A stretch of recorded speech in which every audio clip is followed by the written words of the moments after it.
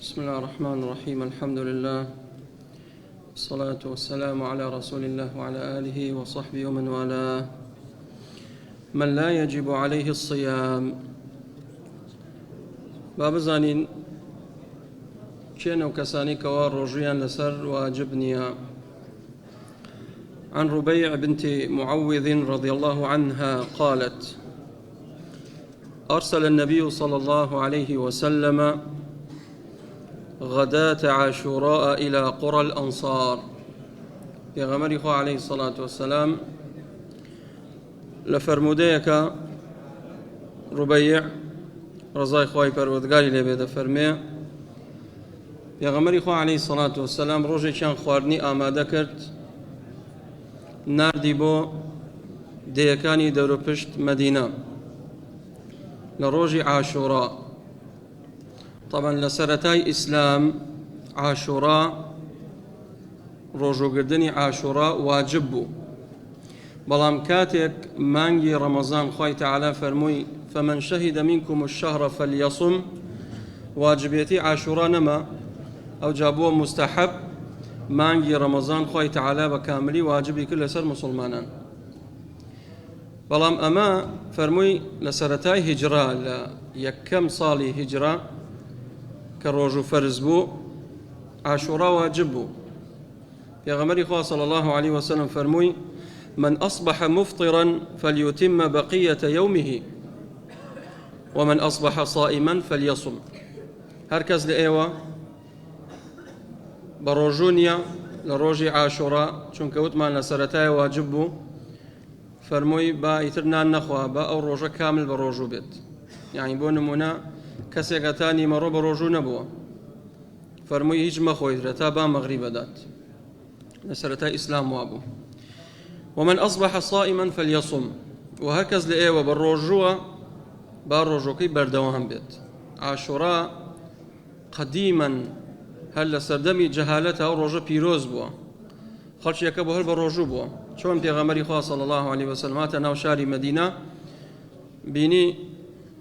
كومالك لجولك بالرجوة، فرموي چي ام رجا؟ وتي ام رجا روجي عاشورايا خوای پەروەردگار موسای ڕزگار کرد لە دەستی فرعون، بۆی ئێمەش وەکو شکرێک بە ڕۆژووە بین. فەرمی من ئەحەقترم بۆ موسا پێغەمبەر عليه الصلاة والسلام. قالت فكنا نصومه بعد. فەرمێ لە دوای ئەم فەرمانەی پێغەمبەری خوا صلی الله عليه وسلم ئێمە ڕۆژووی عاشورامان نەگرت. ونصوم صبياننا، یان صبياننا، فەرمووی ونصوم صبياننا، وأمر من شكر بمنالا كان من بروجوب، ونجعل لهم اللعبة من العهن. لقل خومان أمان برد لبو كشوشيك يعني للصوفة لعابيك من بوين درست كر منالا كان من لقل خومان أمان برد بو إيش فإذا بكى أحدهم على الطعام أعطيناه ذاك حتى يكون عند الإفطار. متفق عليه. كاتيك منالا دەستی بکرایە بە گریان بۆ ئەوەی ڕابێ لەسەر ڕۆژوگردن، یاریەکەمانەدا پێی بۆی خۆی بخافڵێنێ و یاری بکات هەتاکو کاتی ڕۆژوشکاندن دێت. ئەم حەدیثە سێ فایدەی لێ باسەکەین. فایدەی یەکەم: الفائدة الأولى لا يجب الصيام على الصغير حتى يبلغ. واجب نییە لەسەر مناڵان بە ڕۆژوو بن هەتاکو ئەگەنە سنی بلوغ. سنی بلوغش لە کچەوە بۆ کوڕ فەرقەکات. کچ جاری وایە لە تەمەنی 9 ساڵی بالغە بێت، جاری وایە لە 10 ساڵی، جاری وایە لە 11، جاری وایە لە 12، جاری وایە لە 14. ئەگەر ئەو کچە تووشی حاڵەتی حەیض بوو ئەوە دیلالەتە لەسەرەوەی کچە بالغ بووە. ئەو کچە بالغ بووە. بەداخەوە زۆرێک لە باوکان و دایکان غافڵن نەمیشە، بەتایبەت دایک کچەکەی بێ فێر کات. کاتێک ئەم کچاگاتە سنی بلوغ ئەو کاتە واجبە بێ لەسەری بە ڕۆژوو بێت. بەچی بزانین بالغ بۆ کچەکەی؟ تووشی سۆڕی مانگانە بوو لە 9 ساڵ، لە 10 ساڵ، لە 11 ساڵ، تەواو کچە بالغە، ئەتوانی بیدەیتە شوش. خەڵکێک پێیان بۆ وڵات چۆنە بێ کەس بە مناڵی بدەیتە شوو؟ قەیچێک دایکە عایشە لە 9 ساڵی شووی کرد بەڵام دایکە عایشە ئافرەتێ بۆ کەڵەگەت بۆ جوان بووە بەخۆیەوە بووە و ئەوەشی کە خوای پەروەردگار مێردەکەی بۆ اختیارکە کە پێغەمبەری خوا صلی الله عليه وسلم بە فەرمانی خوای تەعالی شووی پێ کرد نیشانی دا جبرائیلی هات بۆلار عایشەی خێزانی پێغەمبەری خوا صلی الله عليه وسلم پێش ئەوەی مارەی بکە نیشانی دەوتی ئەمە خێزانی تۆیە لە دنیا و لە قیامەت مەبەستمان چییە فرموي لا يجب الصيام على الصغير حتى يبلغ طبعا لين صغير ما بس ما كشو كرة يان توشي صوري مانغانا ديت يان اوتا مو للاي عورتي درجت لبنبالي درجت بهمان شيوه قرانش يان توشي احتلام بن خوبين اما نامي بلغي لسروي او من الله بالغ بو كبالغ بو واجب بلسري بروجو بيت بلام كبالغ نبوه منال إهمال كنا أبي الرايان بينين سدين لفائدة دوم تفصيلي بيدين في غمر إخوة فرمي عليه الصلاة والسلام رفع القلم عن 3 قلم لسر سيكا صالجيراو عن النائم حتى يستيقظ كسيك خوتوا هتاكو بخبر ديتو قلمي لسر الجيراو كابرا خوتوا كاتيك شاوي كردوتوا بانجي عصري داو بيجني مرو خوي لكوتا أو عذري هي في غمر إخوة فرمي عليه الصلاة والسلام النوم أخو الموت كسيك خود وكو مرد بيت براي مردنا كسيك جار نيوش بياني فوتاوا 6 استاوا 7 استاوا عذري هبوا بلام نك دأبي به همو روجيك نيوش بياني كي بفوتينيت بديار فيسبوك تايشي شو هتا دوانزي شو خريكي دمتقي لك والله كان لشاي خانا كان كوتوا أو عذري نية هتا دوي شو بديار ساتلايت وبديار فيلم او جاء طبعا تو يشي شو دوي شو بخوي بتايبد لم ورزيا نهاية خبرها باساني چوار كم بانقدات بوي ابي زو بخوي بوي زو خستيت نيوجكت نفوتني بلام جاري وهي قدري خوا خول ليكوت اقاد لخود نبو كاتي خبرت بو ساعة 6 هستاي نيوجكت بكا نايب لي والله نايب بيكا أفرمي بيغمري خاصة صلى الله عليه وسلم ليس التفريط في النوم إنما التفريط في اليقظة أو كستها ومبارنيها قليلي ناكريت كوا خوتوا شو كان مردوا بلام كبانجي دا تشاوت كردوا جود لبانجو أو جاب خويتوا أو كاتا تاون باربيت عن النائم حتى يستيقظ وعن الصبي حتى يحتلم منالش قلمي لصل جيراواتاك وبالغ بيت كتفصيل بلوغ من ده وعن المجنون حتى يعقل كسيك شيد بو عقلي لدز داوا قلمي لسر جيراوا تاكو عاقل بيت تاكو عقلي ديتو وش خوي اما فائده يكم ودما منال واجبني لسري بلام لقل اوش على فائده دوم من السنة لولي الصغير ذكرا كان او انثى ان يأمره بالصوم اذا اطاقه تمرينا له على الطاعة ليألفها بعد بلوغ اقتداء بالسلف الصالح والصحابة لقل أويا كمنال واجبني لسري بلام أبي باوكو دايك منال كان رابين لسر طاعت في غمري خاصة صلى باسي نيوجمان بوكا فرمي لحوت صالي منال كان تنفيري نيوشكن ليرة إمام شافعي فرمي لحوت صالي منال كان تنفيري روجوب كان أما كابا قياس لدى صالي ليدا كان يوجيان نكرت إهمالي ما كان منال كت كسي وايد يا الإمام مساكورة كم والله 8 قشتة 20 صالو